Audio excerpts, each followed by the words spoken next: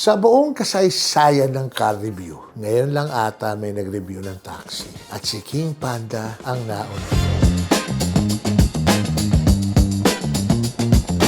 VinFast Limo Green, pero puti. Never kong inimagine na nagdadrive ako ng taxi. Parang kotse ni Jackie Chan sa Cannonball Run. Pero alam mo, this is something great. Kasi hindi lang ito sasakyan, ito ay hanap buhay. Mobility, passive income. Ito ang future ng biyahe sa Pilipinas.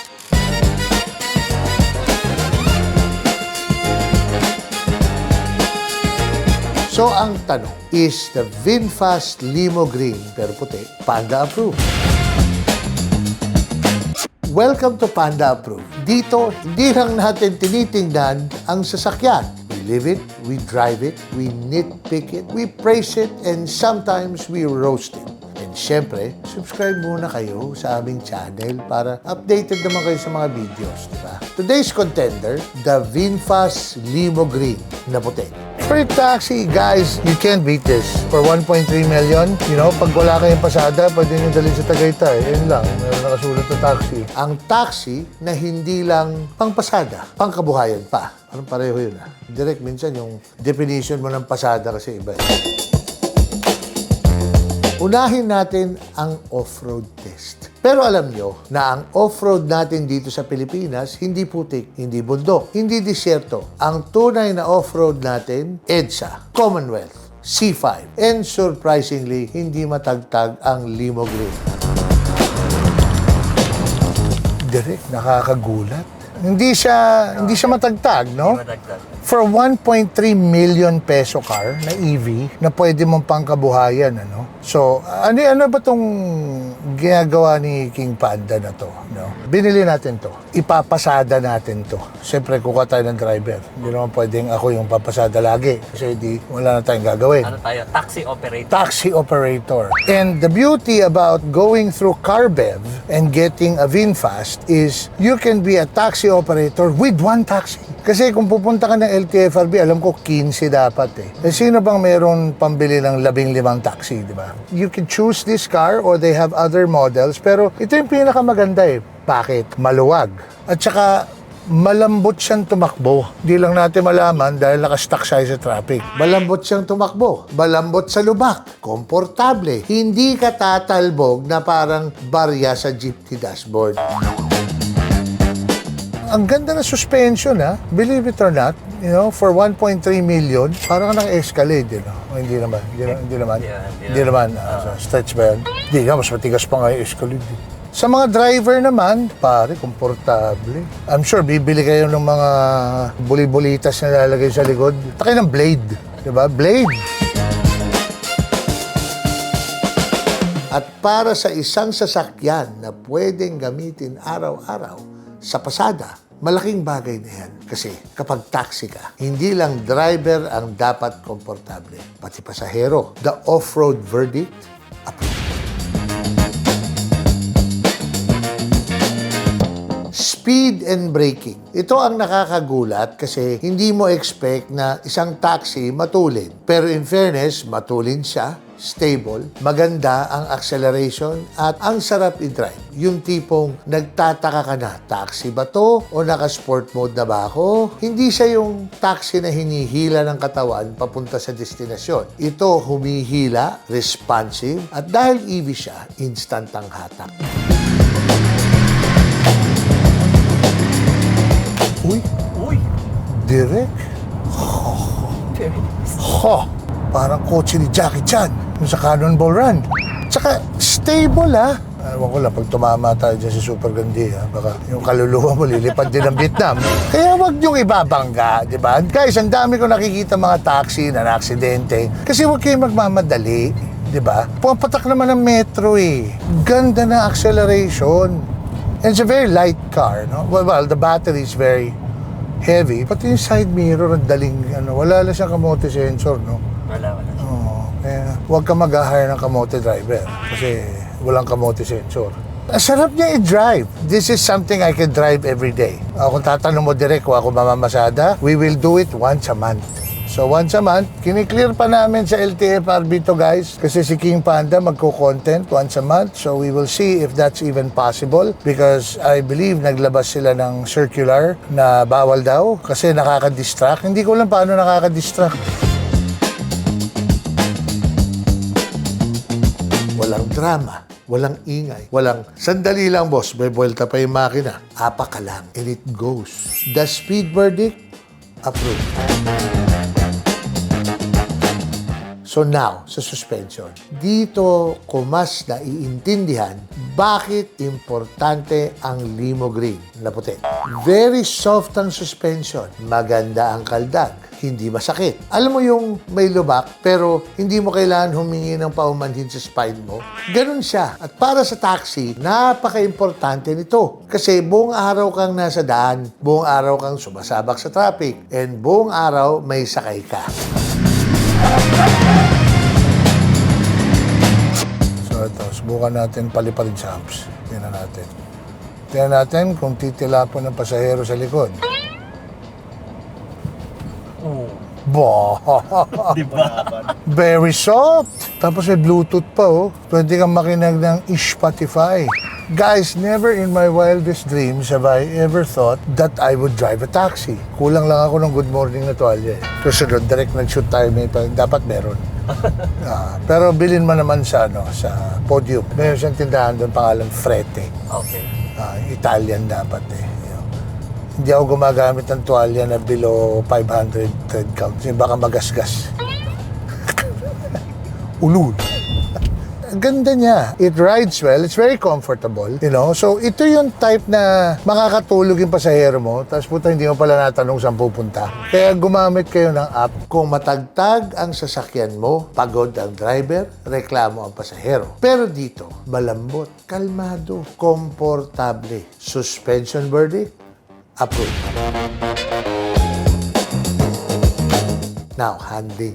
Simple lang ang sasabihin ko. This is something that I can drive every day. Hindi siya nakakapagod, hindi siya nakaka-stress. Hindi siya yung sasakyan na kailangan mong labanan. Madali siyang dalhin, stable siya. At kahit malambot ang ride, hindi siya nakakatakot. Civilized ang takbo.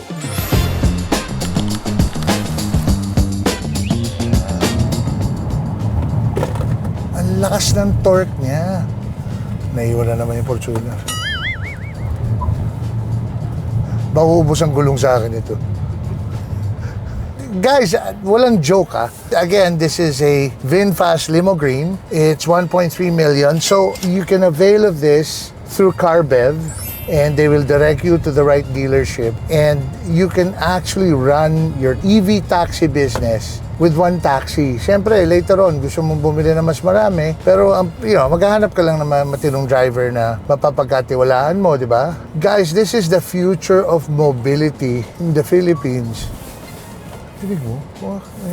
Ganda eh. This is going to be the standard for a lot of taxis na magiging EV na siya. Yung mga TNVS, I'm sure later on, magkakaroon na rin. I'm not sure what LTFRB's plan is going forward, no?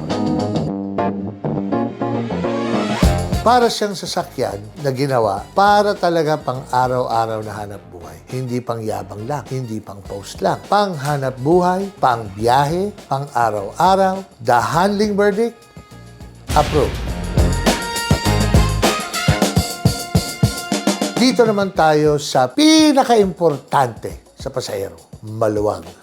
At kapag taxi ang pinag-uusapan, space is money. Kasi kung komportable ang pasahero, mas maganda ang experience. Mas maayos ang biyahe. Mas may chance na babalikan ka. Hindi siya trying hard maging luxury car, pero alam niya ang purpose niya. Practical, clean, useful, maluwag, at para sa negosyo. Yan ang importante. Hindi lahat ng sasakyan kailangan magpakita ng kayabangan. Minsan, kailangan lang maluwag, matino, at kumikita. The interior verdict, approved.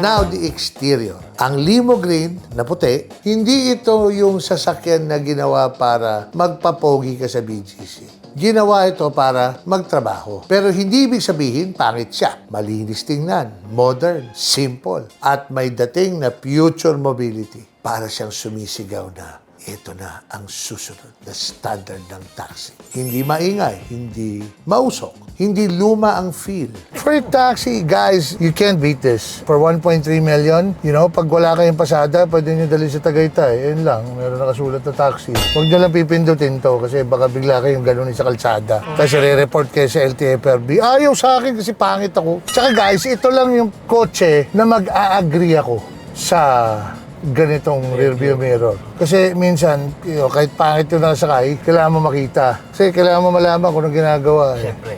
Oo. Malam, hindi na pala humihinga sa likod. Hindi mo alam, di ba? So, kailangan nalalaman mo yung mga bagay-bagay na gano'n. Ito ang klase ng sasakyan na kapag dumami sa kalsada, biglang mag-iibang itsura ng public transportation. The exterior verdict, ngayon, yung value. Dito pinakamalakas ang limo green na puti. Kasi may mga sasakyan na kapag binili mo, ikaw magbabayad. Babayaran mo yung monthly, di ba? Pero ito, kapag binili mo, ikaw pa ang babayaran yan sa income. Guys, this is the Carbev VinFast Limo Green. You can buy this, and if you don't have the 1.3 million, Carbev has in-house financing for up to 70% of its value. So, at least 30% mag-down payment kayo. And ipasada ito, the car literally pays for itself. Diba? And kung iniisip nyo naman, ROI, imbis na nakatambak lang sa bangko and nagtatrabaho naman kayo, this could be passive income for you. Kasi, guys, one of the biggest problems of taxi is number one is fuel. Pag tumataas yung fuel, lumiliit ang kita. Now, VinFast has free charging until 2029.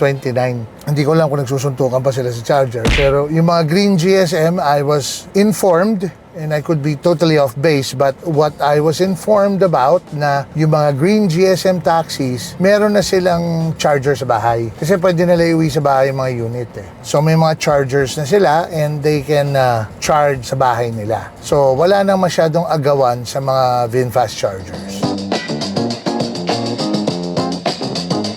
This is not just a car. This is a business tool. Pwede kang may-ari ng taxi. Kahit isa lang. Kasi usually sa LTFRB, kailangan mo 15. Ito isa lang pwede. Pwede siyang maging source of passive income. Pwede siyang maging unang hakbang sa transport business mo. At dahil EV siya, mas mababa ang running cost. Mas tahimik, modern, future-ready. Ito ang klase ng sasakyan na hindi lang binibili dahil gusto mo. Binibili ito dahil may plano ka. The value verdict, approved.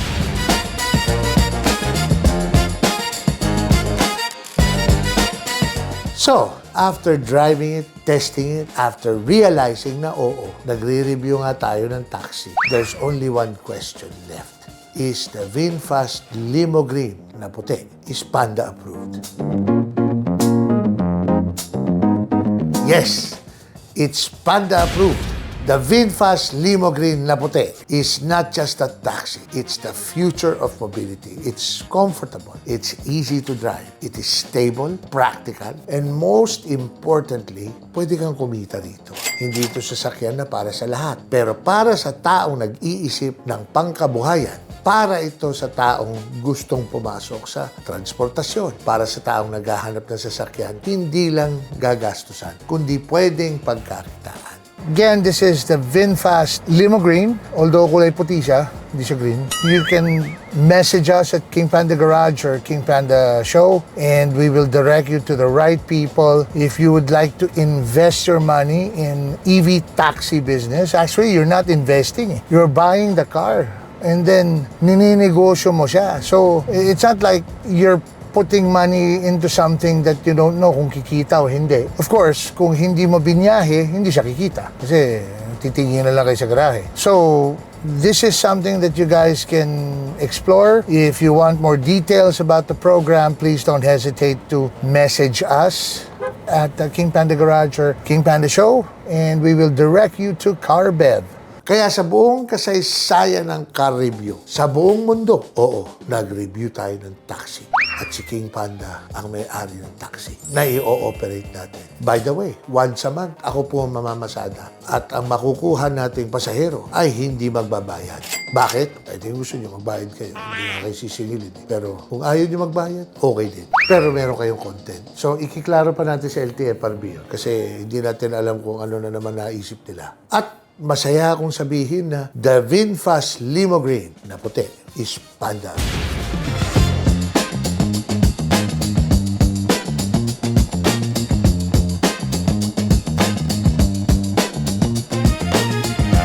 Hi, this is King Panda of King Panda Garage and the King Panda Show. Please subscribe to my YouTube channel and all our social media channels and visit our website, King Panda PH. At kung nagtataka kayo bakit ako naka-wheelchair, kasi hanggang ngayon hindi nyo pa binibili. So kung binili nyo yung wheelchair, by that time, wala nang stock at tatayo na ulit ako. So I see you guys later.